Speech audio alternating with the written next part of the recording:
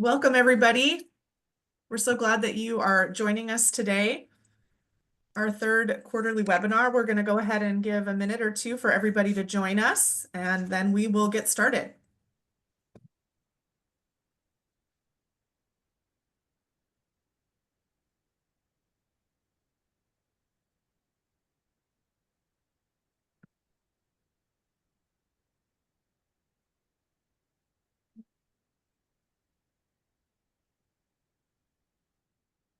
Welcome, everybody. Come on in. We're so glad that you're with us this afternoon. Yeah, go ahead and drop in the chat where you're from. Edinburgh is in the house. Dana, Armedia High School, Temple, Granbury, Manor, Elgin, Galveston, Pearl, Edinburgh, Katie, Houston. Wonderful. We love seeing people here from all across this great state joining us for our webinar. Colleen, Trula, welcome, welcome.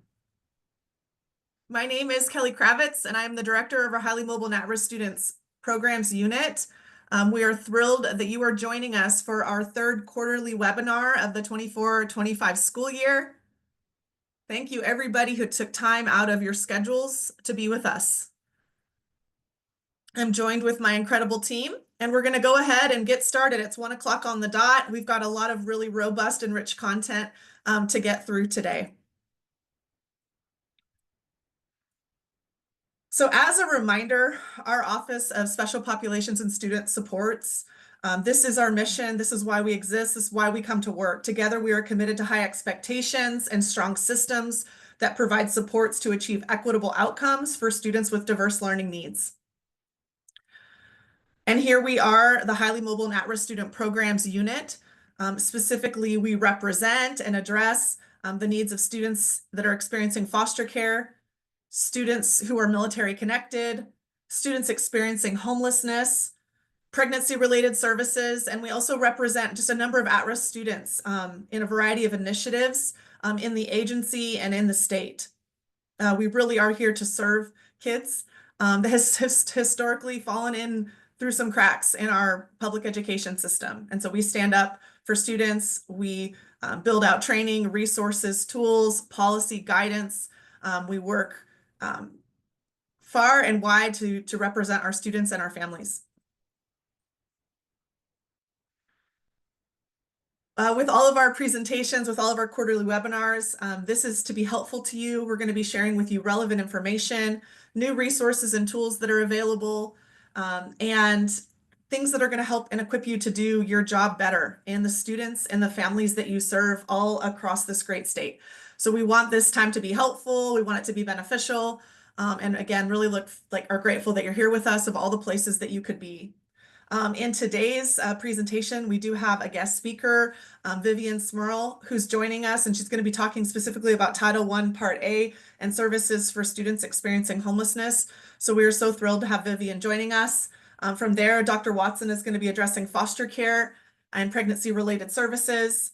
And then we're going to have the TECHI team up to address all things TECHI, Dr. Veramontes, Dr. Lay, and our newest team member, John Dobbins. Then we are going to have military connected students updates. Dr. Lay as well as John Dobbins are going to be leading those areas. And then we're going to wrap it up with some general reminders and send you on your way around 2:30. I've had the honor of being at the agency for nearly 13 years, representing this work in various facets, and I am surrounded by an incredible team. I cannot do this work alone. We are a collective team, a collective force that advocates for students and families every day, working in new and innovative ways at the agency to support our students and families. So you are in good company, and wanted to turn it over to the team to introduce themselves. Go ahead, Dr. Watson. Good afternoon, everyone. I'm Dr. LaTrenda Watson. I am the At-Risk State Coordinator. So I am over all things foster care and student success, also pregnancy-related services and at-risk services. So thank you for joining us today. I'm Dr. Desiree Vitamontes. I am the McKinney-Vento State Coordinator. Really appreciate y'all being here. Hi, I'm Dr. Ann Lay, and I joined TEA back in April, and I support as a program specialist currently with the TECHI program and also military connected student programs. Hi, and I'm John Dalvins. I recently joined the team, my 6 weeks. I'm also an HMAR student program specialist working with TECHI and also military connected students. Wonderful. Thank you, everybody. And I just wanted to take a moment to share with you and have you meet John a little bit more. So he comes to us with 26 years experience in our public education system here in Texas, serving as a teacher and a campus principal. He has led effective implementation of best practices as a principal on Title I campuses in both rural and urban settings, as well as provided leadership regarding international baccalaureate campuses, Title I students, and implementing gifted and talented programs. So John has a long history within our public education system, literally leading at various levels, and also has background with the military. And so he personally has a story of joining the military. He has family members that are in the military. And not only did he serve, he also served military connected students and families throughout his time in service in Texas public schools. And so we're really thrilled just for all of the experience that John brings, getting lots of hearts, John, lots of clapping. John came out of retirement to join our team. So if that doesn't speak to the mission and the passion and his commitment to this work, I don't know what does. And we are thrilled to have John leading our team, and you will be hearing from him later. As he mentioned, he's supporting our TECHI program. He's supporting military connected students and just supporting our team overall. So we're absolutely thrilled to have John joining us, and I'm excited for y'all to hear from him later today.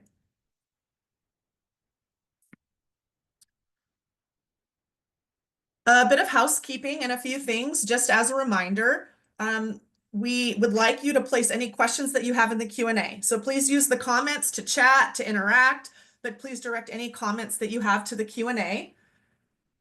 We will have a PDF and a video recording available of today's session. This will be posted on our website. We will also be sending this information out to those of you that registered and attended. Thank you for understanding that we're unable to make the PowerPoint available in advance, so just thank you for that. And there will be continuing professional education credits available to you for attending and participating. So thank you. Thank you for being here.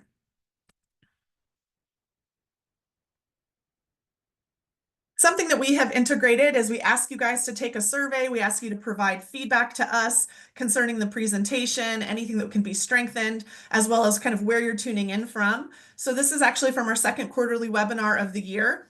And of everybody that attended, definitely Region 20, again, had the highest number of folks that surveyed. So this isn't everybody that attended, but this is those that filled out the survey. So we just want to encourage you. We had 536 that attended, and we had 156 people take the survey. So of the 156, this is what we saw.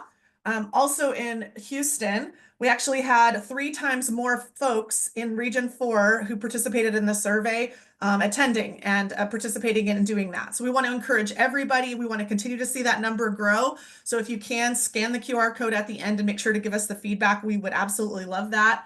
And wanted to call out Region 3. So in the last 2 webinars, we actually haven't had anybody from that region. And so if you are in Region 3, you are attending today, please take the opportunity to fill out the survey, because we know that you're in the room. We know that you're prioritizing being here.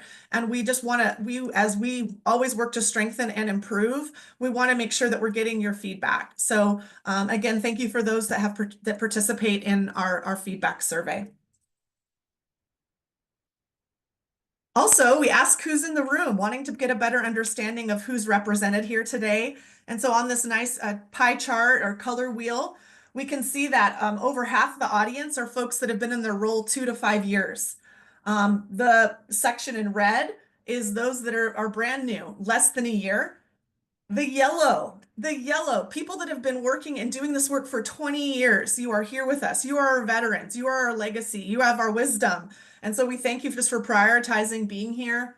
For those that have been doing this work 11 to 19 years, that's represented in the green.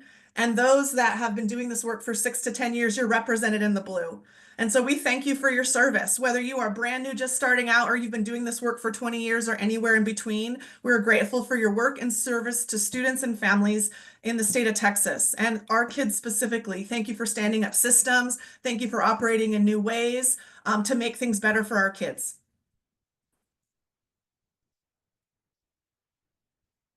A couple takeaways just from the survey feedback. 94% of those that participated agreed or strongly agreed that this presentation was important for your work and for your position. And this was actually a 2% increase from the last time we took this survey. 89% said this greatly impacts their daily work. 96% of you said the level of understanding and knowledge of HMIR programs was high and very high after the presentation. Again, so high value for being here. And lastly, 95%, because of attending this work, you're able to support others with the work. So it's not always about, it's not just what we do, but it's what we also share and what we give. And so we're really pleased to see that. And that was a 5% increase from last time. Okay. Gosh, we have almost 700 people on with us live. This is a great turnout. Again, really excited to dive into the information and the content. And thank you so much for being with us here today. And with that, I'm going to go ahead and turn it over to Vivian, who's going to talk about Title I Part A and services to homeless students. Great. Thank you very much for having me. I'm very glad to be here to participate with you all. To begin with, I'd like to share the contact information for our Title I program staff. Mr. Jaime Huerta is our state director for Title I Part A, and there's his desk number and email address. I am the program director for Title I Part A, and there's my desk number and email address. I will just say up front that email is probably the easiest way to contact us.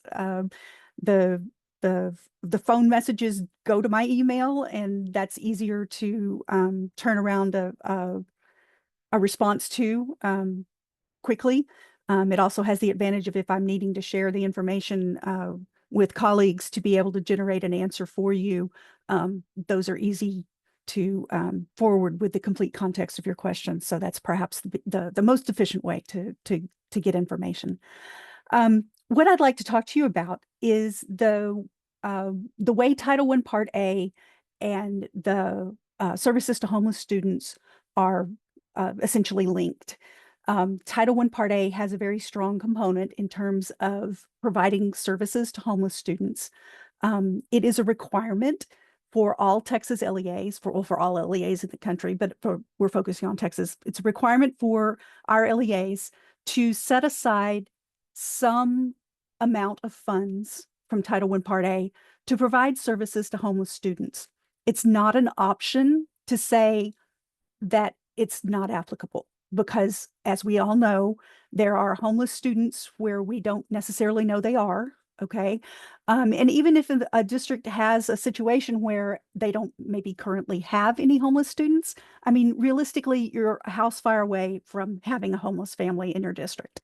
And in order to be able to meet the needs of those students or those potential students, the LEA is required to document how they come up with the amount of funds, of Title I Part A funds, that they're reserving to provide services to homeless students. So, I mean, I know that in the application for federal funding on the PS 3101, there's an edit that requires the LEA to reserve at least $100, or you won't be able to submit the application. However, what we need everybody to understand is that because I have to reserve $100 to submit the application is not a reason for reserving $100. Okay, the LEA has to look at the services that they would provide to the homeless students and base their estimated amount, or the amount that they're going to reserve, on what the needs of those students are or would be. So in response to guidance that we received from the U.S. Department of Education last year, we developed a worksheet in consultation with Kelly Kravitz's team to develop a worksheet that the LEAs could use to document their needs. Okay, so that they would have a record of the things that they considered, the services that they considered, in order to determine what amount they needed to reserve on their application. So that's been on our website for about a year. when we were part of the U.S. Department of Education's monitoring visit last May, we got some good feedback from them in terms of how we might be able to improve our worksheet and therefore have a resource that districts would be able to use. So we've revamped it. If we could go to the next slide, please. Thank you. Before I get to the new worksheet, okay, so even with the old worksheet, there was a list of potential services, not intended to be all inclusive, but a list of potential services that LEAs could consider in terms of what they needed to provide to homeless students. So there's a list on the worksheet. And I see that somebody wanted a link to the worksheet. Yes, we can provide that. Somebody can, Desiree, if you could get a copy of that into the chat, that would be great, or into the Q&A. You just put it in there in your email, you're good. Okay, thank you. Also, I should say that on the slide, that link on the slide will be live. So when you get a copy of the slide, you'll be able to use the link on the PowerPoint. But as I was saying, the list on the worksheet is not necessarily all inclusive of the services, but we wanted to put it, it comes straight out of the USDE's guidance. We wanted to put it on the worksheet instructions so that it would serve as a prompt for LEAs to consider what kinds of things they might be able to provide to homeless students. Now, I must say that there are two principles that govern whether it's an allowable expense for Title I Part A. First, the services that are going to be provided to the homeless students have to be reasonable and necessary to assist their students to take advantage of educational opportunities. So it's not just like anything that can be paid for Title I Part A. They have to be reasonable and necessary, and it has to be to assist the homeless students in taking advantage of their educational opportunities.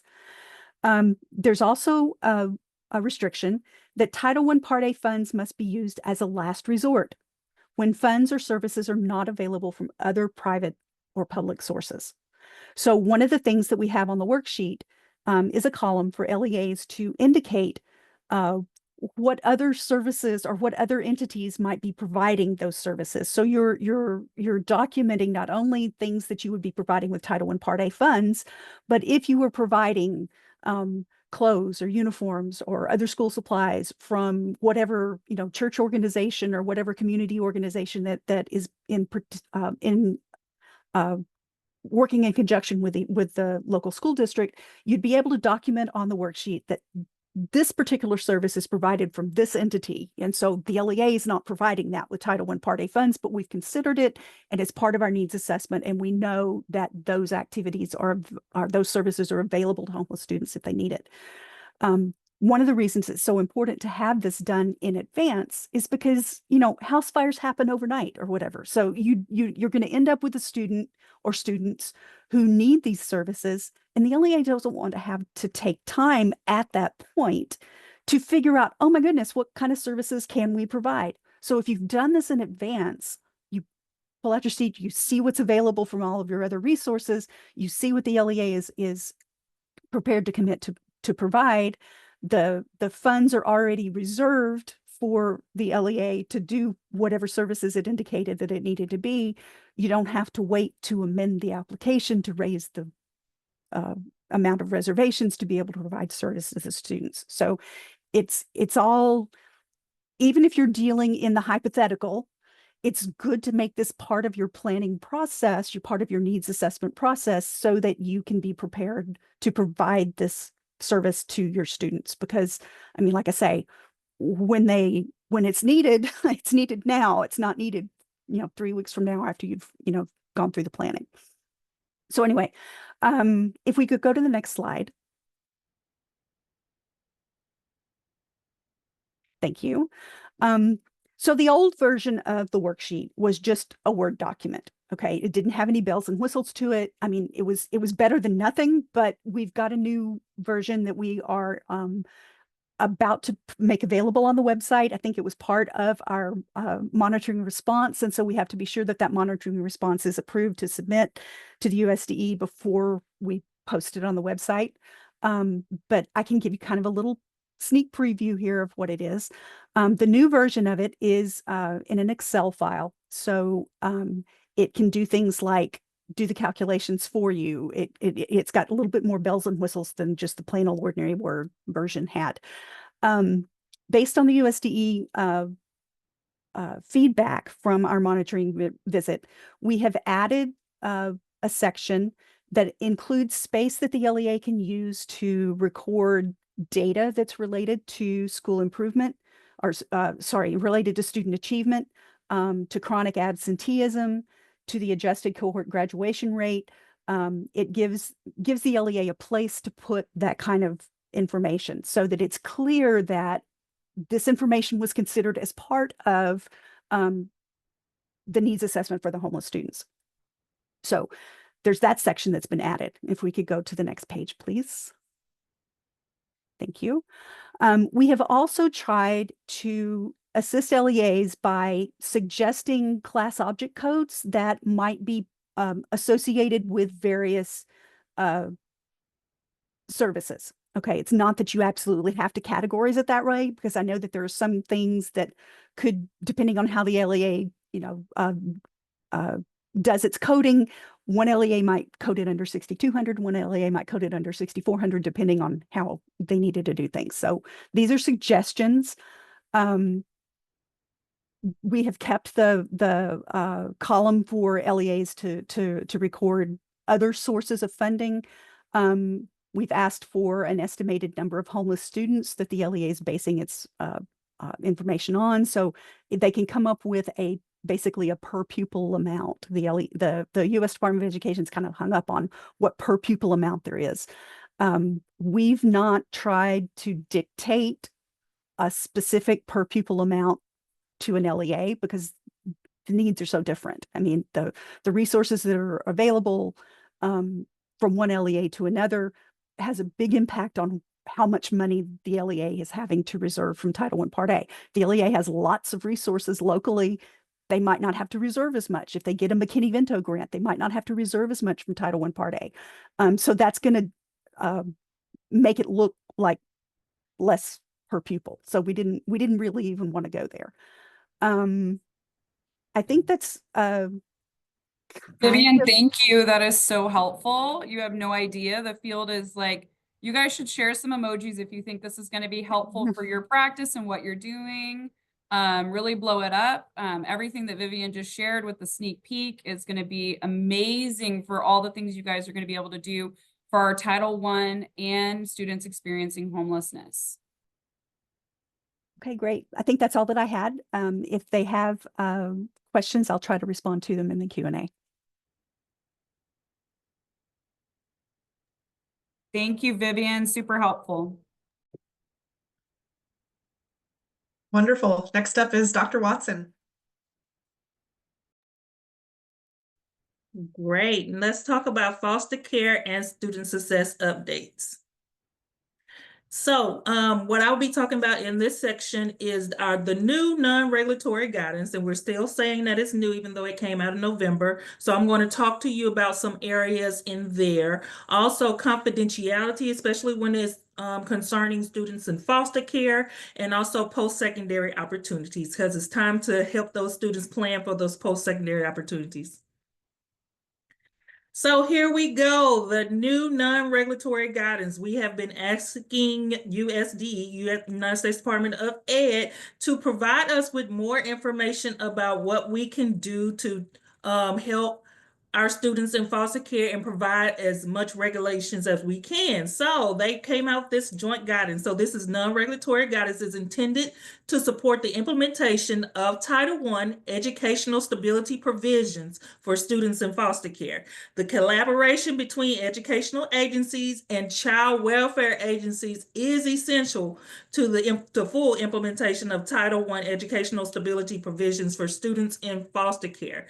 So please make sure you're utilizing and looking at this, and they will drop the link of this in the chat because this is very important. Please make sure you go through this document and look at everything that is in there, what it's talking about, especially questions you've been having about regulations for students in foster care.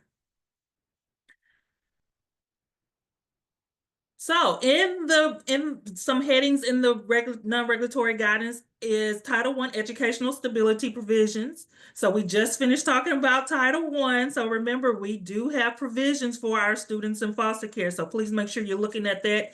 Ensuring academic success. What can we do to promote academic success for our students in foster care? There are different ways and different things you can do to support the students, and we want to make sure you look at that. Special populations is new. This is what they're talking about. This is newly added. It was not in the previous one. So educational agencies and child welfare agencies should understand the unique identity of each student in foster care, including the involvement with other systems to craft educational opportunities that fully meet each student's needs. So students with disabilities, emergent bilingual students, students experiencing homelessness, and students in juvenile justice. They are talking specifically about those student populations, so please make sure you're looking at that.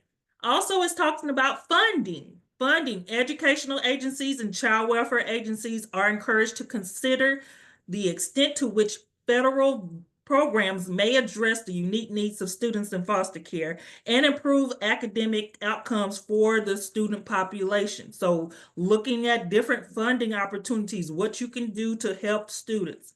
And then data collection and reporting. I've always talked about looking at your data for your students in foster care. So they are now asking that educational agencies and child welfare agencies are encouraged to use data to guide programming for students in foster care and improve academic outcomes for student populations. While the Title I educational stability provisions in ESSA do not include specific requirements related to data, the federal education and child welfare requirements do involve data related to students in foster care. So we specifically look at graduation rates, dropout rates. So now you have the opportunity to look at other identifying aspects of students in foster care. So, and they expanded on some opportunities in the non-regulatory guidance. So talking about transportation, that timely provision of school of origin transportation is critical to ensure that students in foster care can attend school regularly and experience educational continuity. The Title I educational stability provisions require that LEAs ensure that children in foster care are promptly provided school of origin transportation. And if you look at the worksheet that Vivian showed you at the last bottom of it, it says foster care transportation. So please make sure you're seeing that connection with that Title I. Then collaborations. LEAs are encouraged to collaborate with child welfare and other relevant state local agencies to ensure that all school staff are trained to support the complex needs of students in foster care and are informed about the impact that trauma has on students' ability to learn. So cross-systems collaboration should also ensure that the appropriate interventions and strategies are in place to meet the unique needs of students in foster care. So what are you doing to collaborate with other agencies to make sure those needs are met within the schools?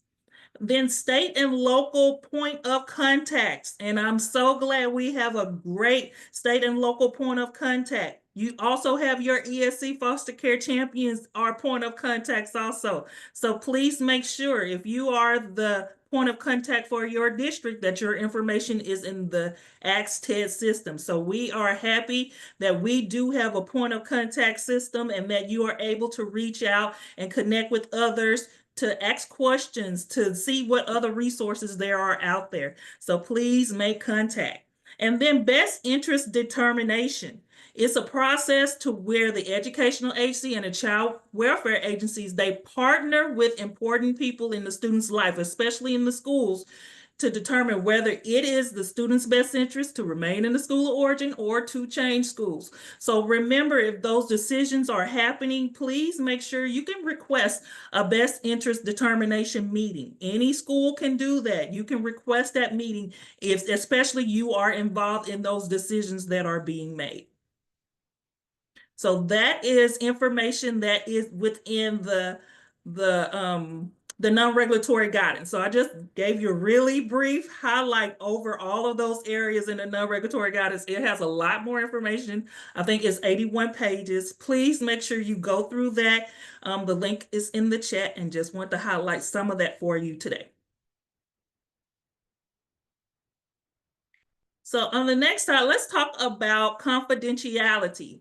So the FERPA, everybody understands what FERPA, but Federal Education Rights and Privacy Act. We want to make sure that we keep our students in foster care information confidential. Everyone within the school does not need to know that this student is experiencing foster care, because remember, it is not a full it is not prolonged. Remember, this is a placement and it is an experience. So we don't want to make sure, we want to make sure that we are keeping that information confidential. FERPA requires parental consent. So remember, if a student is in foster care, they are under conservatorship of the state of Texas, and they have a guardian. That education, make sure you're looking at that 2085E, which is the educational decision maker. They are the ones to make sure that they are understanding all the aspects for that student. They are signing information for that student. So when students are coming to you, coming to the schools, 2085E, that is the person you reach out to receive any signatures or make any educational decisions for that student. And remember, FERPA allows the school to share information with the student's state or local child welfare caseworker. So the school, you are able to share information with that student's caseworker without requiring permission, because the student is in the conservatorship of the state and they are acting as an agent for that student. So please remember, want to make sure you keep that information confidential. So some best practices. Let's talk about some best practices. Students currently or formerly in foster care, they want to express the desire to have foster care status kept private. They do not want to go through the school year and talk about that status, because it just may happen for that one time. Remember, if peers or staff members need to know, make sure they understand. And remember, it is marked in our PEIM system because we do want to track our students.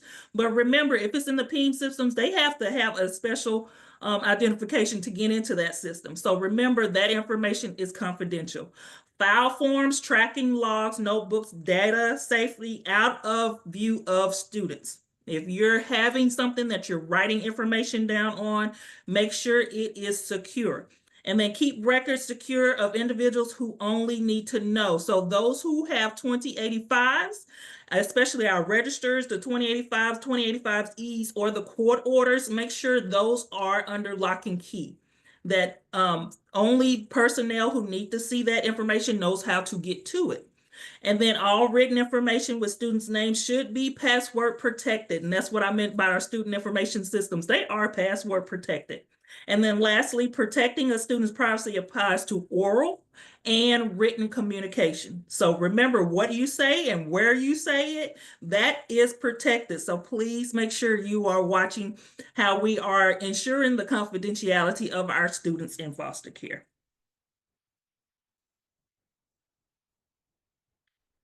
So let's talk about those post-secondary opportunities. And remember, it is important that our students, when they're filling out the FAFSA, that they make sure they are accurately stating that they once were in conservatorship. And it is a question that is on there. We want to make sure if you're helping them fill it out at school, make sure you know that if that student has been in conservatorship, that they mark that on the FAFSA. We want them to receive all federal all financial aid that they can receive as they're looking for post-secondary opportunities. And we know that in 2021-2022 school year, that the FAFSA became a graduation requirement. So we want to make sure that we ensure that they fill it out. So we don't want to opt out for our students in foster care. We want to make sure we opt in for some financial aid for our students, regardless of what they're planning to do and how they're planning to do it. So please keep an eye out for those students. especially for those students who are 11th and 12th grade. It is in our transition assistance rule that you must let them know their post-secondary opportunities options. You must have a meeting with them. So this goes along with that meeting. You're letting them know that we're going to make sure you check this box so you make sure you can receive all financial aid for the student.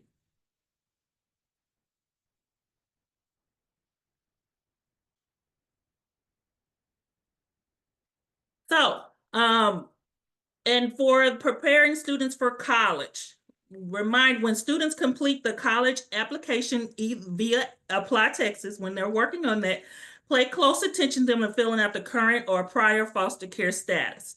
You want to make sure they put that information in there, that they once were or have been in there. And a question in our Q&A, doesn't matter how long ago they were in foster care for post-secondary financial aid. No, make sure they fill it out because they still have that opportunity to get verification through Texas DFPS, and they can get a letter stating that they once was in there. You don't want to make sure they miss out on that. So fill it in. So it does not matter. Make sure they fill it in anyway. So we want to present those opportunities to them. And then the Texas Lifetime Tuition and Fee Waiver. So we have some of this information. This is in Chapter 13 of our Foster Care and Student Success Guide.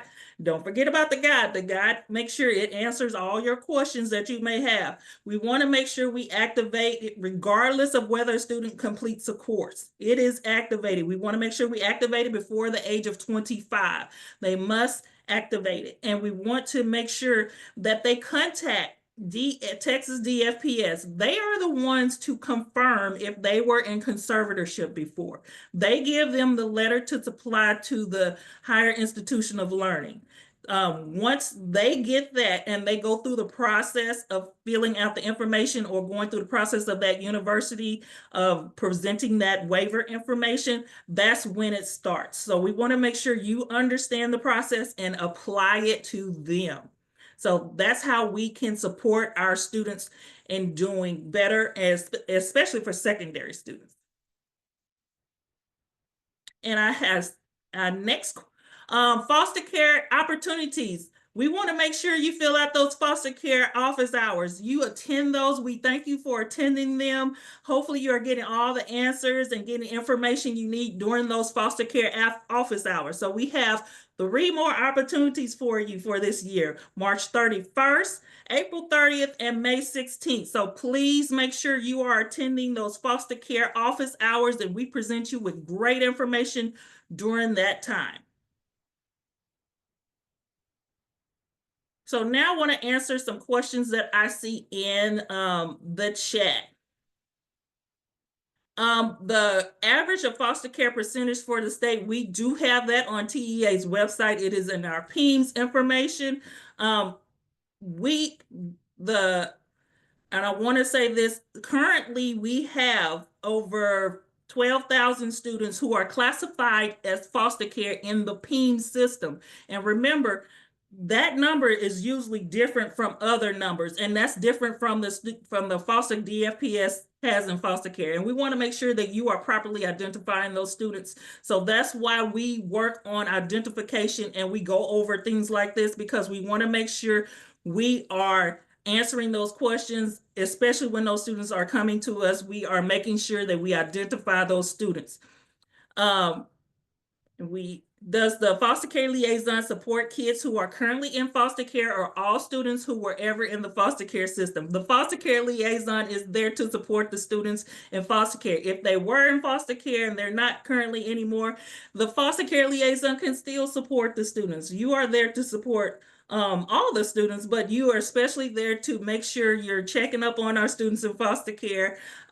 You want to make sure that the students have their needs met, are receiving the resources, the entry and withdrawal of those students, making sure those records are going from school to school if they are changing placement. So that foster care liaison is a very important person in the school district. And then if a student is in foster care in another state and now they reside in Texas as an adopted student, how does a student receive a letter for prior foster care acknowledgement? Remember, they were a student in foster care in the previous state. They need to contact that previous state. to receive acknowledgement about foster care status. So I just went through all our questions right quick. So I'm so happy that I was able to answer your questions and get information for you. So before I leave, I want to truly say I enjoyed supporting you all with foster care, pregnancy-related services, and at-risk services. So this is an announcement. I will be transitioning to another position, but I'm still with the agency. But I want to make sure that say thank you all for all the opportunities to support you. You have been great. Thank you for attending all of the trainings, all of the information. So this will be my last HMAR webinar, but thank you all so much. You have made it a joy to support you. And I want to thank you all. And anytime you need me, I'm still with the agency. Just send me an email. But please make sure you reach out to Kelly Kravitz, so our director, and she will make sure you get the answers that you need to your foster care questions. But once again, thank you all, and let's continue with the webinar. Thank you, Kelly. Thank you, Dr. Watson, and just wanted to take a moment to honor you. Thank you for just your training, your sacrifices. In Dr. Watson's time at TEA, she took the second version of the foster care guide and built out an entire training module on all the chapters. She's implemented office hours. She has spearheaded legacy work as the first ever foster care summit, which has happened 2 years in a row. That has entirely happened because of Dr. Watson's leadership. And like, thank you so much just for building out training, supports, resources, and infrastructure around the educational needs of students in foster care. You have really big shoes to fill, but Dr. Watson, we're just so incredibly grateful. She's beloved by the field. When you travel with Dr. Watson at a conference, people are always going to come up because they viewed videos, they viewed trainings. And just thank you for your service and your sacrifices and all that you've built and the big shoes that you've left to fill that we're going to continue to move on. So thank you. And we wish you the best. She's going to be the director of mental health at TEA. So this is not a goodbye. This is just like now in a new, we're still in the same office of special populations, but we'll be serving mental health for the entire state. And so we just applaud you, Dr. Watson, and congratulate you. And I'm excited for your next steps. Thank you. And go ahead, everybody, just drop some love, some hearts. If there's anything that you'd like to say to Dr. Watson, drop it in the chat. Obviously, you can also reach out via email. But if there's anything that you'd like to share, please do. When your life has been impacted by somebody, it's important to take the moment to honor them and to recognize them. And so anyway, we thank you. And with that, we're going to transition to our TECHI program updates with Dr. Viramontes providing updates. Just like you, congratulations, Dr. Watson. When I was a foster care liaison in the school district, she's amazing. Kelly is amazing. And we're not losing her. She'll still be at TEA, but just congratulations to Dr. Watson. I'm very excited to see all the things that you do next. Jumping in to the Texas Education for Homeless Children and Youth. Today, we're going to do some grant updates. We're also going to discuss local review and audit letters. We are going to reiterate some of the Title I Part A set aside and give some clarification around that new tool that Vivian said is going to be out this spring for you guys to use. And then we're going to wrap it up with some resources and reminders for you all. And I just want to take a quick pause and say that anytime that you guys have a question, please reach out to your ESC McKinney-Vento liaison, as well as the Homeless Education Inbox. We are here to help you answer your questions. All right, we'll dive into those grant updates. Yay! ARP HCY liquidation update. So this is great news. The USDE has offered the 14-month extension for those who applied with those contract services. Those LEAs and the ESCs have already been contacted for that approval, but just wanted to share that with you guys. Also, just a huge celebration. Regular liquidation for, can we go back one slide? Regular liquidation for us ended on December 30th for the ARP, and Texas received initially $81 million, and we spent $70.3 million or 86% of ARP funds. I would really appreciate seeing all the love and admiration. Just start going through the emojis with everybody. Congratulations to the state of Texas, to all of our McKinney-Vento liaisons at the ESC and as well at the LEA level. I started by having ARP funds in a school district, and to see our state do such an incredible job to help students experiencing homelessness is amazing. Thank you guys so much. So we just wanted to say we appreciate the collaboration and partnership to expend our ARP funding. And we know that that amount will be updated with ESCs and LEAs that have been contacted for their extension. So congratulations to all of us on a great, great job. And I'm liking the variety of emojis that are coming out. This is amazing. Thank you guys. All right, we're gonna go into the next grant update and reminders. So I just want to let you guys know, Department of Education gave us an extension to 2026 for our 23-24 continuation grant. That does not do anything to our regular grant cycle. That is always going to be the same, first year competitive, and then you're able to do your continuation grants thereafter. It is just simply what it sounds like, an extension to 2026. Also, with that extension, we just want to remind you guys that that end of year report for our 23-24 grant will be at the end of the grant period. Exciting news. So all of our competitive sub-grantees for 25-26, we are going to do our TECHI continuation grant, and it is going to launch in the summer of 2025. The great thing about the continuation grant is that it allows for a pre-reward, which will, once you get your NOGA, be able to spend back to 9/1/2025. We are so excited for that. And also upcoming this year for our grants, we are going to have our 25-26 TECHI ESC capacity grant that will launch in the spring of 2025.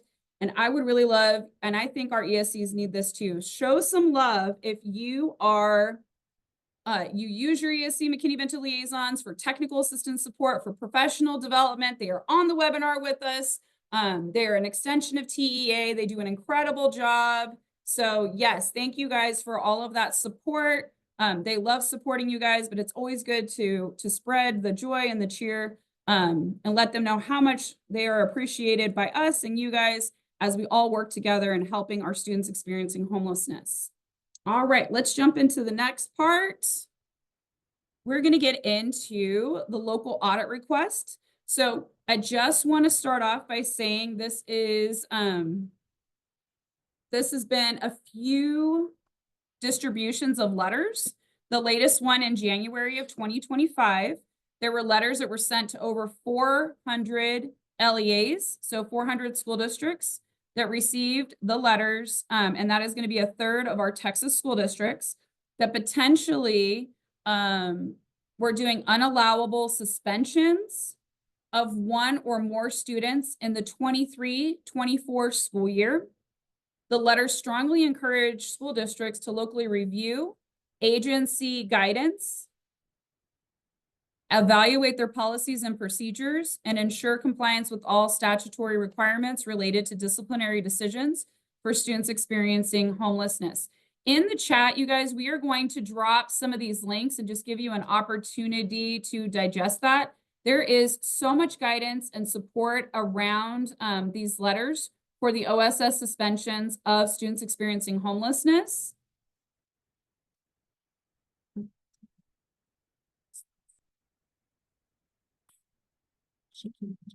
Okay. All right. So if you guys will go back one, I'm so sorry. Technical difficulty, but I'm back. Okay. So these links are about to be dropped into the chat, and they are links to TEA guidance that comes from our SRDU unit. That's going to be a combination coordination between our offices. So we have the Texas Education for Homeless Children and Youth TECHI Discipline Toolkit. I would totally encourage you guys to go into our toolkit. It is 40 pages, and we also have a one-pager that you can do front and back to get quick and easy guidance if you've received a letter. There is also an excellent student discipline training that has just been updated for Chapter 37. as well as our McKinney-Vento 101, 201, 301, and upcoming 401 webinars, as well as the TAA, also known as To the Administrator Address Correspondence, that was issued in August 2024 and gives complete information and guidance around the local audit request as it pertains to out-of-school suspensions for students experiencing homelessness. School districts are going to be strongly encouraged to immediately implement corrective actions or improvements to current policies and procedures if issues are identified. SRDU recognizes that in some cases, students may have been identified as experiencing homelessness after a disciplinary action has been taken, and that is not always reflected in PEIMS. But we know as McKinney-Vento liaisons, once you recognize that a student experiencing homelessness, you need to make sure that they have support services, that they have wraparound supports, community supports. And yeah, like we are so excited for you guys. If you need assistance in any ways, please reach out to your ESC McKinney-Vento liaison. They can support you. Homeless Education Inbox, as well as SRDU. And we're ready to jump into the next slide. All right, so what does it mean, Desiree? What does it mean, SRDU or TEA? What does this mean? So the compliance review findings, what are some of the things that we are seeing from a third of the school districts across our state? So based on the compliance reviews conducted thus far, so pre-January, so these would be the compliance review findings from the August and October distributions. Finding 1, students were unallowably assigned out-of-school suspension, and the reasons for those suspensions varied. Issues with SIS warnings, lack of district oversight, inadequate training for district campus staff, lack of communication between staff members. All of these things are easily fixable and addressed, and we are so excited that we have tools for you to quickly implement in your school district. Another common finding was failure to maintain detailed documentation of disciplinary referrals to support the disciplinary actions and disciplinary action reasons reported through PEIMS. If you are looking for an excellent resource for that finding in particular, really want to direct your attention. Thank you, Karen, for dropping this in the chat. The exclusionary rubric is an amazing tool in our TECHI toolkit, and that can really help with maintaining that detailed documentation that needs to be immediately implemented. And the third finding, PEIMS disciplinary actions and disciplinary action reason codes were misreported. So it's very vital that you are working closely with your PEIMS coordinators, getting those reports run, working with the discipline staff to make sure that those action codes are accurately reported for your school district for students experiencing homelessness. The fourth finding is that students were not provided an alternative means of receiving coursework, including a method that does not require the use of internet during the suspension. This is really looking at having paper-based work for that student or another means of work that does not require the internet for that student to be able to do the work. If, for instance, if they're receiving school boards and transportation, making sure that they are getting that work transported to them, and you're removing educational barriers to make sure that you're meeting that state law. And then the last one is the student residency questionnaire forms and disciplinary decision practices do not reflect agency best practices. We have you. We have all of that on our TECHI web portal. We're going to drop that link in the chat. There is a sample student residency questionnaire. There is a discipline toolkit in there. There is a webinar that goes over that discipline toolkit in particular, as well as our upcoming McKinney-Vento 401 that is really going to delve between SRDU, discipline, and TECHI all coming together in one webinar that will be recorded. And we are so excited to share that with you guys March 13th. So please sign up, and we're going to jump into the next thing. All right, so your ESCs are here to help and support you guys. TEA encourages LEAs, your school districts, to reach out to the ESCs to help with these local audits, compliance reviews. So They can provide assistance if it is requested by your school district. So that is a key distinction. So if you are the school district and you want help, you need to reach out to your Education Service Center McKinney-Vento liaison to receive that support. And we wanted to put in there a few ways that they're able to help you with this. They can help ensure that your school district is aware of all of the guidance, the documents, walk you through the discipline toolkit, walk you through documentation that is offered by TEA, and some of which are new in this school year. So that would be a great thing to reach out to them for.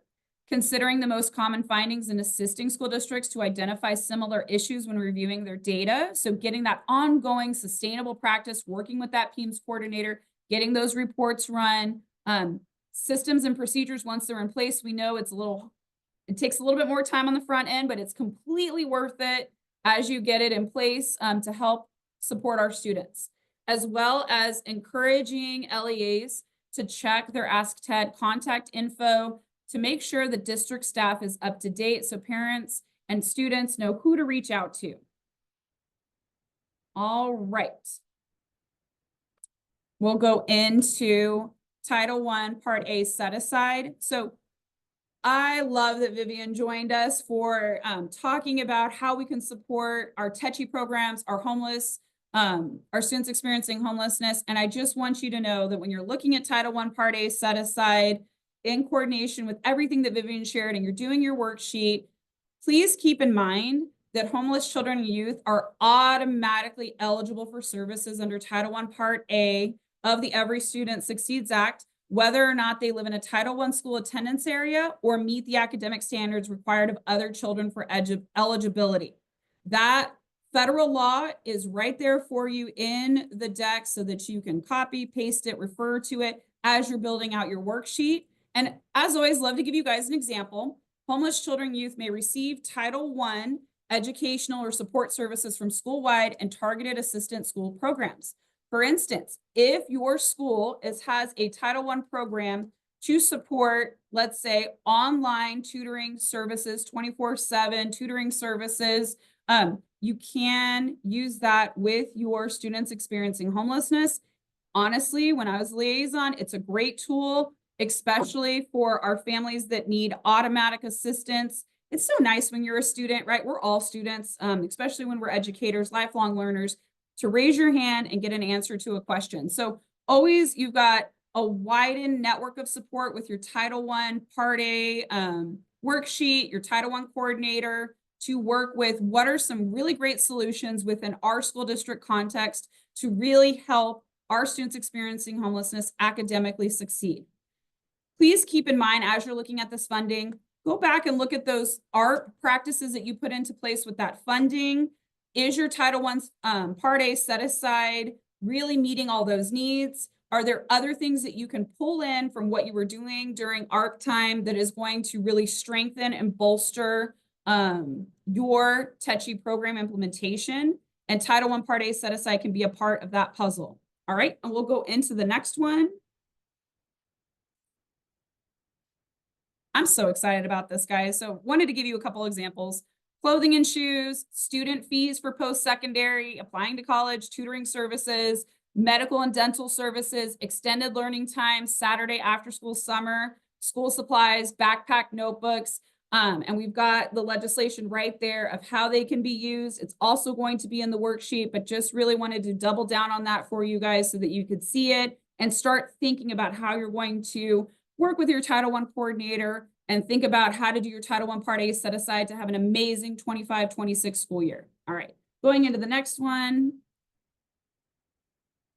So always keep in mind with Title I Part A set aside considerations and work with that Title I coordinator. They know Title I, you know McKinney-Vento. It's going to be a great collaboration. I'm so excited to hear what you guys do from the field, but make sure that those services are reasonable and necessary to assist homeless students to take advantage of educational opportunities. Keep in mind that they must be used only as a last resort when funds or services are not available from other public or private sources, and they are not used to provide for similar services, so they can't replace them, like, for instance, USDA's National School Lunch Program and Breakfast Program, public health clinics that are in your community, or local discretionary funds. So just a few things to keep in mind. If you're new to it, no problem. You've got a Title I coordinator right in your district.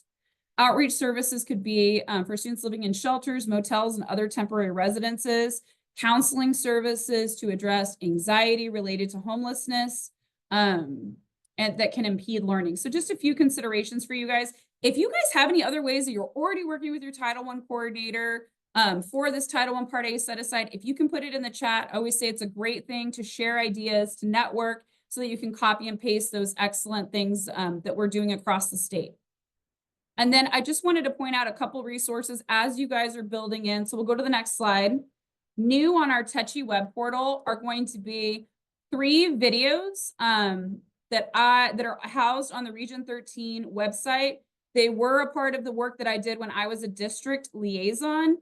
So we are excited to provide these 3 videos for you, centered around 3 bags of support, family kit, and a resource center. So welcome you guys to check that out. Give us feedback. We would love to see what feedback you have for us, to see what else we as TEA with our extension with ESC service centers can start to provide the field. So get your thinking hats on for good feedback. Let us know if those are helpful in imagining your Techi implementation, and also keep in mind that Title I Part A set aside money. All right, and we can jump into the next one. Thank you guys for that emoji. I appreciate that. We did want to let you guys know that the McKinney-Vento 301 transportation recording was available. So happy to have that. We had over 1,000 of you guys registered for that webinar. Oh, thank you, Cheryl, for letting us know that third link doesn't work. We'll go ahead and get you at one that does work in there.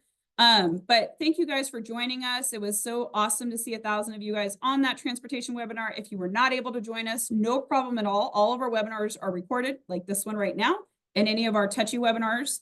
But we wanted to let you know that that webinar is now available. Okay, we can go to the next one. Guys, this is so exciting. We have an updated Techi infographic from the great and amazing Dr. Ann Lay and myself. It is brand new, 23-24 data. This is my favorite resource. We've got a QR code in there for you. So this has, I mean, if you need a quick and easy front and back page way to do a professional development with registrars, transportation, administrators, also throw in that discipline one pager if you're going to go to administrators. Like, these are resources for you guys, and we love building them and having them available to you. So let us know how you're using them. Thank you guys for the emojis. Like, we love that we have a new infographic to share for the 23-24 school year. We have increased the identification of how many students are experiencing homelessness to 121,537 across the state. That is incredible. Our graduation rates and looking at those gaps. This is a great way, a visual representation to really explain what are the different ways that students experiencing homelessness can be identified for McKinney-Vento, because we know that they're different than how we have them.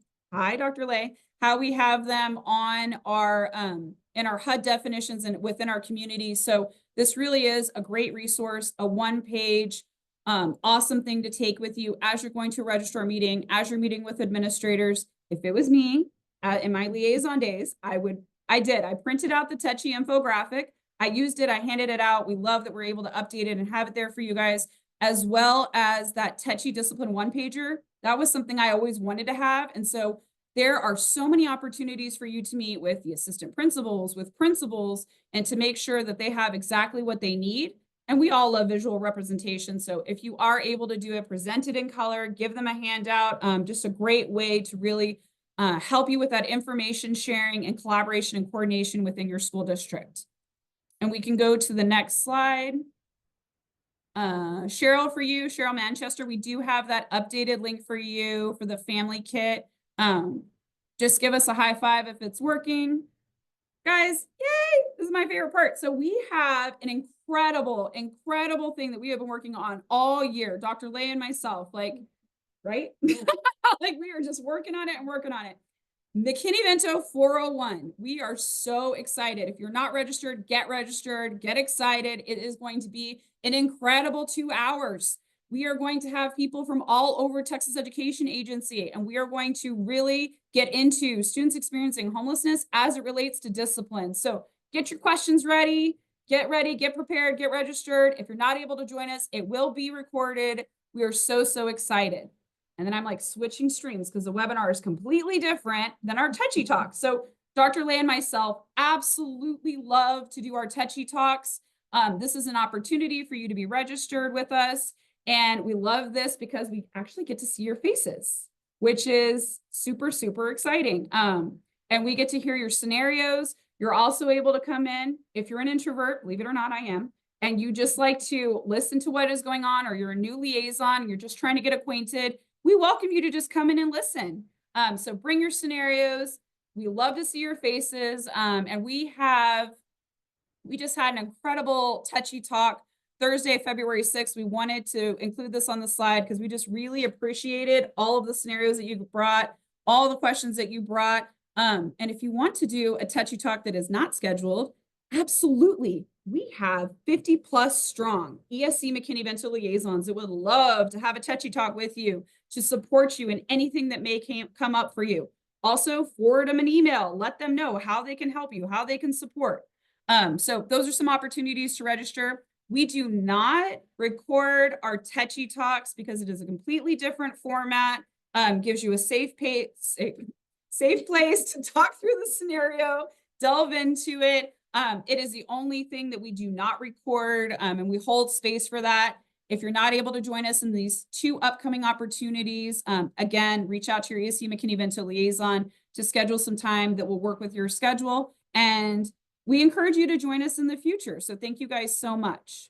Yes, we will drop the links. Yadira, thank you so much. We will drop those links for the Touchy Talk registration for April 10th.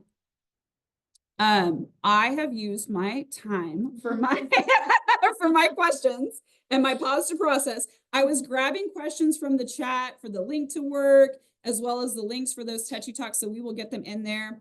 Guys, no worries. You can always reach out to your, I feel like I'm hearing you repeat this with me, your ESC McKinney, throw a like if you already know what I'm going to say, your ESC McKinney-Vento liaison for support with technical assistance, as well as our homeless education inbox. We are here for you. We are here to serve and assist you.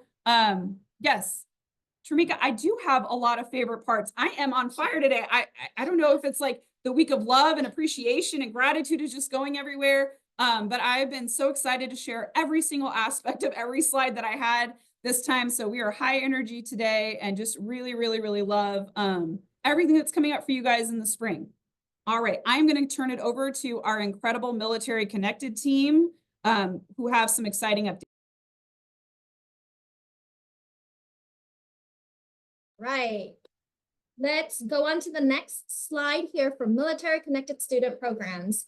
Super honored to be able to support this program. And so the first order of business is another updated infographics. So our military student identifier infographics has been updated with the most recent PEIMS data that we do have, 23 to 24 data, which is 2024 fall snapshot. And this is a useful resource for schools to assist them in understanding PEIMS coding requirements. And of note, we have increased our numbers of military connected students.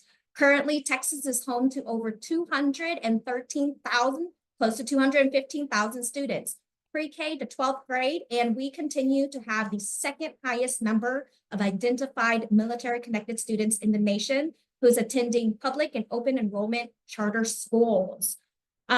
We know that back one school year back, we were at 199,000 guys. So it is a huge jump.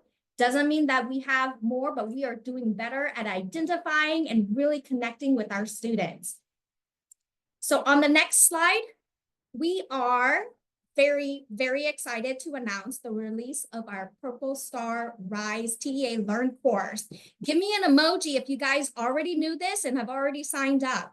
This course was created to support Texas schools with the implementation of Purple Star campus designation.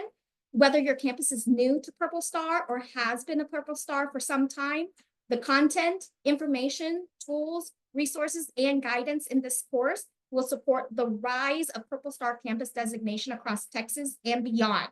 Now, I want to give a special kudos to Flower Bluff ISD. So if Flower Bluff, you're on here, give me an emoji. You were the first enrolled learner for the course. Yay, I got a heart.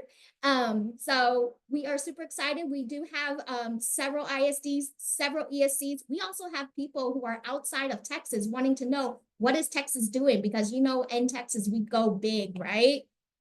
So the next question you guys may have is, well, how do I access this and how do I get myself on there? On the next slide, it shows you 2 ways that you can access Purple Star Rise. And Mr. Dobbins is going to be dropping some links as I'm going through this. The first way is you can go to TEA Learn homepage, and then you can type in Purple Star Rise in the search bar. The other method is a direct link to the Purple Star Rise, and you will see little icons on the screen right now, so little screenshots of what we are discussing. So when you find the course, you click on that blue enroll button. From there, there's 2 choices. If you do not already have a TEA Learn account, you'll just need to register for it really quick, less than a minute to do so. If you already have an account, simply sign in, takes you to the page, and all you do is click enroll in course, and you're ready to go. On the next slide, it talks about the overview of our Purple Star Rise. Now, this course is a 5-module course that walks participants through all aspects of Purple Star Campus designation and unique elements of supporting military-connected students. This course can be taken in one setting, or it can be broken out into individual sections and subsections and is very adaptable to your learning needs. So if you start it, don't worry, there's no time limit or anything. You can come back to it and pick up where you are. The course is free and is available to all learners within and outside the state of Texas. Participants who complete the course, all modules, will receive a certificate and 3 continuing professional education credits. So you get some CPE certificates as well. The next slide will break down what each of those content modules will look like. So each content module was designed to build upon each other as information is presented to the leader. The format is aligned across the entire course, so you know exactly what to expect in terms of format and how the information is presented. So it starts out with the module overview and what the objectives are, so you know what is ahead for this course. Then it leads into targeted content that's aligned to the module's focus. It will then lead to a summary and provide key insights of that module. You'll be presented with a very short check for understanding to make sure you got the key parts to that module. And then vetted resources that are aligned to the module in which you can access if you needed to read up more about certain aspects of that module. And with that, what's unique is 10 unique tools were developed for Purple Star Rise to serve LEAs. And with that, I'm going to hand it over to Mr. Dobbins, and he's going to share with you what those helpful resources are.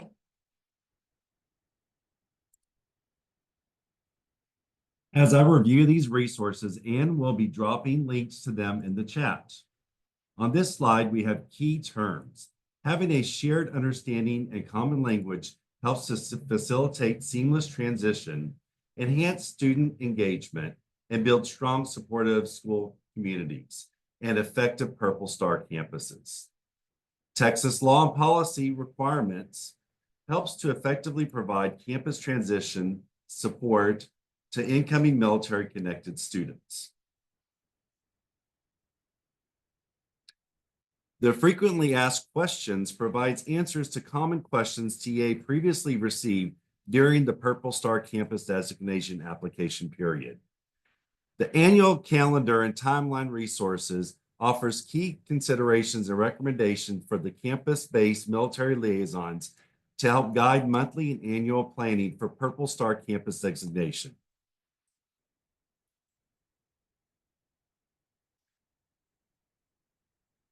On this slide, we provide 3 resources to assist campuses during the Purple Star Campus designation process: application overview and checklist, application guide, and application rubric. Campuses should utilize these 3 documents while they are applying to receive Purple Star designation campus.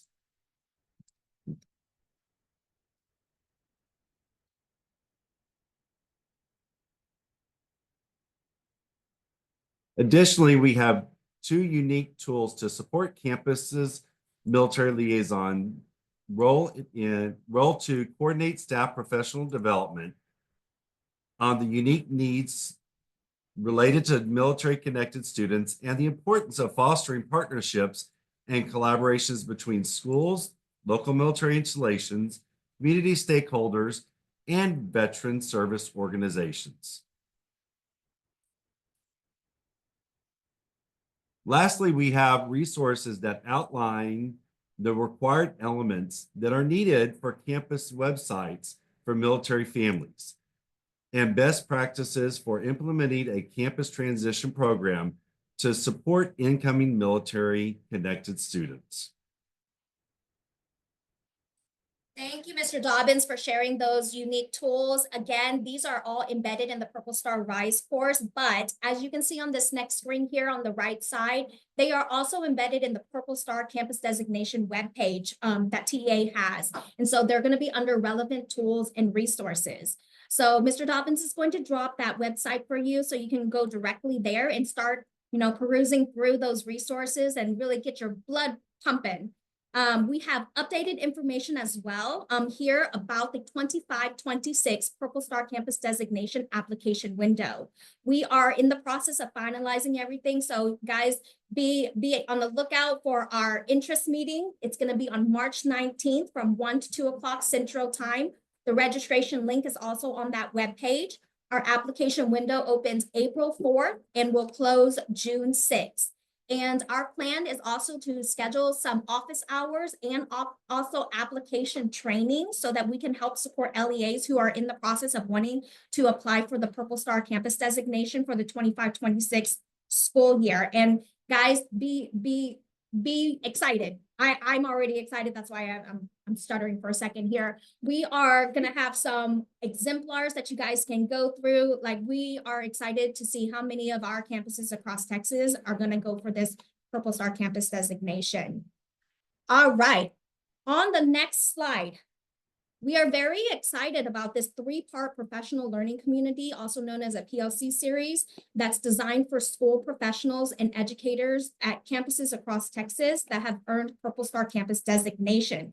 This is the first time ever. TEA, in collaboration with the Military Child Education Coalition, or what we will say MCEC. So if you hear MCEC, that's Military Child Education Coalition.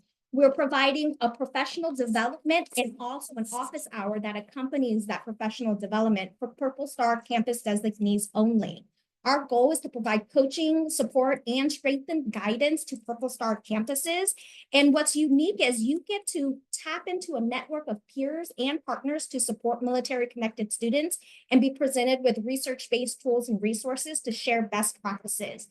We recently held our first one on January 29th. We had 118 registered attendees. And so we want to thank the 85 who was able to participate. And so we look forward to being able to offer more trainings, but right now this PLC is for Purple Star Campus designees only. So moving into the next slide, with the professional learning community, we developed a unique listserv, which included the 23-24 and 24-25 Purple Star Campus designated awardees. And we have and will continue to use this listserv to share out announcements related to Purple Star Campus designation. Additionally, marketing and promotional announcements are going out via Facebook, LinkedIn, and Twitter, or X, however you call it. And we're in collaboration with MCEC, so they're promoting it on their side as well. And Mr. Dobbins is going to drop some links of some of those promotions that have been going out. All right, I'm going to hand it back over to Mr. Dobbins.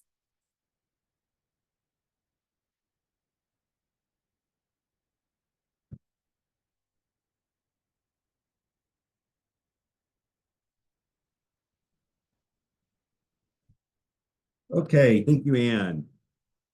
We have coming up soon, we have April is the month of the military child. we ask all Purple Star campuses to join TA in celebrating Purple Up Day on Friday, April the 11th, 2025. School districts and campuses can choose any day during the month of April to join the celebration. Let's just make sure April is purple all month long to show support for our students throughout the state. We have a couple examples here on the next slide. A couple examples from last year's Purple Up celebration from Langley and Christian Evers Elementary in Northside ISD. We would like to thank all campuses throughout the state who helped us celebrate last year. And we do look forward to getting more pictures next year to help highlight Purple Up Day all throughout the state. So save the date. We have a QR code that leads to MSEC's Month of the Military Child Toolkit. There are collections and resources to help you celebrate April's Month of the Military Child. And we'll be dropping a link to the toolkit in the chat also. There are numerous resources. We have here 4 examples where you can download resources to plan your events and promote your activities throughout the month of April.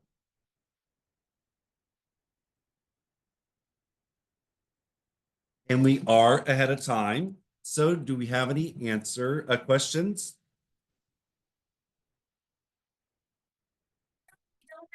Questions right now based on military.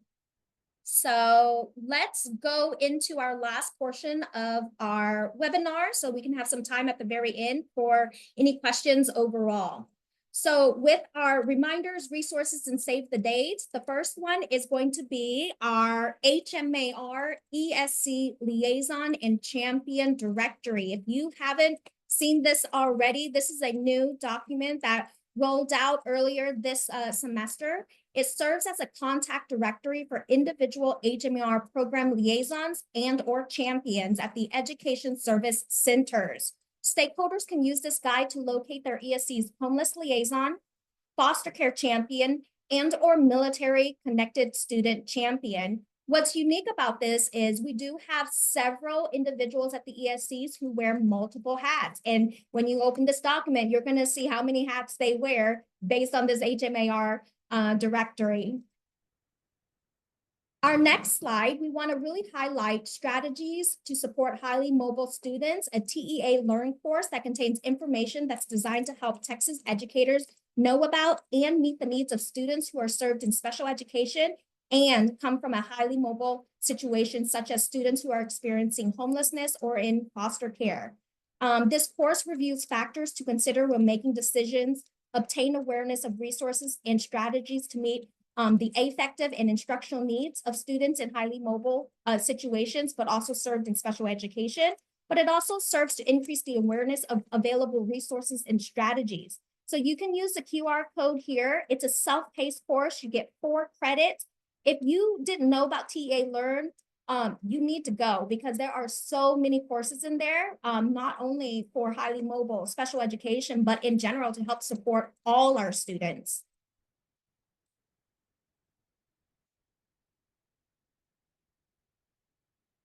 All right. And we have some reminders. Don't forget to save the date for our last HMAR quarterly webinar for the 2024-25 school year. And that is upcoming on May the 1st. So do not forget to register. And Ann will be dropping the link so that you can register today.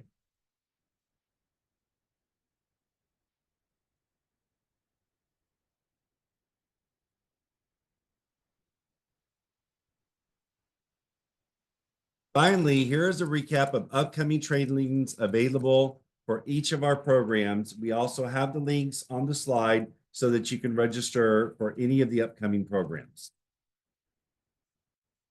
Right, on the next slide, many of you have heard me say this, our HMAR 24-25 Celebration Stories Across Texas project is still going. We just finished our fall semester. We are now in our spring semester.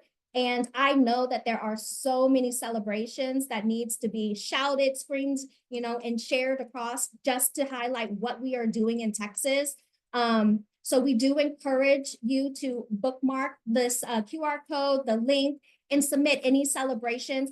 I see pictures all the time when I'm perusing through Twitter and all that. So please share those with us. We would love to include your celebrations in our Texas video reel that we will be compiling together at the end of this year, highlighting all the amazing things that you are doing in Texas. And we do want to thank Terrell ISD, ESCs 4, 5, 6, 18, and 20 for submitting a celebration.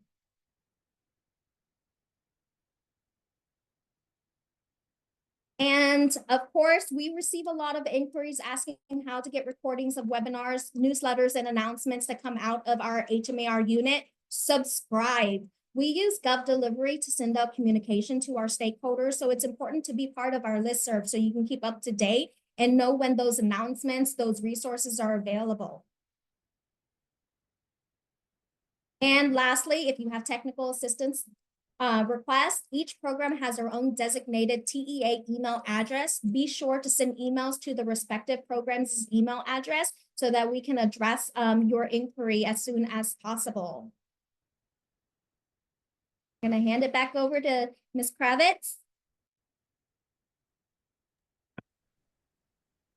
Wonderful. Thank you, everybody. Thank you, team. Outstanding updates, excellent information. Thank you for everybody who's stayed on with us. So just as we recap, a few reminders. Please make sure that you celebrate and share your wins with us. We want to be able to share about the great work that is happening across the state to serve our students and families. In the foster care space, make sure that you check out that non-regulatory guidance and that you take some opportunity to digest that as well as share it out. And again, we want to thank Dr. Watson for her contributions. With TECHI, it's important, those grant reminders that we shared and checking out that Title I Part A resource. Please take that back. Please make sure that you're collaborating with Title I Part A. Utilize this new tool and guidance to partner and to collaborate in a new way. We are collaborating in a new way at TEA, and we also want to empower and equip you in the field to be collaborating around Title I Part A set aside concerning students experiencing homelessness and really thinking about what those needs are. And then in the Purple Star or in the military connected space, you heard about Purple Star Rise, the new tools. Dr. Lay and Mr. Dobbins walked us through that, as well as the upcoming Purple Star Campus application window and all of the resources that are available. So please make sure that you check those out. We had a number of new tools and resources that were shared today, lots going on in the chat. Thank you guys so much for being with us. And we trust that this was helpful to you today. As we go ahead and wrap up, we do want your feedback. So please take a moment to pull out your phone, pull up the QR code and give us some feedback. We analyze your feedback and information and always working to improve and to strengthen the webinar, your presentation experience. Thank you so much, team, for everything that was shared today. Thank you all for being on with us live.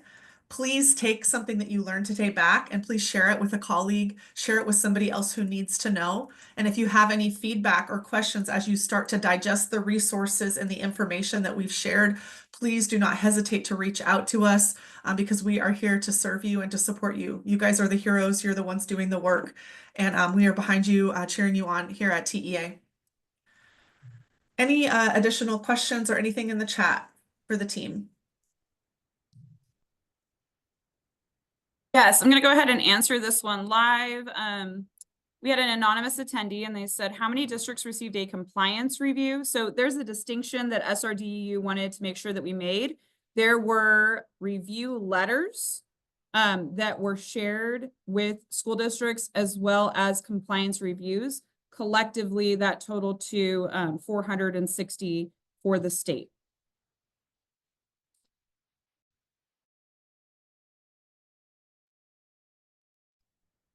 We do not have any other questions at this time. We Okay, see you though, wonderful. LaTrenda. So we see you. Any final words, Dr. Watson? Thank you all. This has been a very good webinar. So hopefully you all have received all of these links and all of this information, and take this back and make sure you share it with everyone in your districts, your ESCs. Please make sure you're sharing this great information you received on the webinar today. Wonderful. Welcome, John. Farewell, Dr. Watson. And y'all have a wonderful afternoon, and we will see you in May. Thank you, everyone.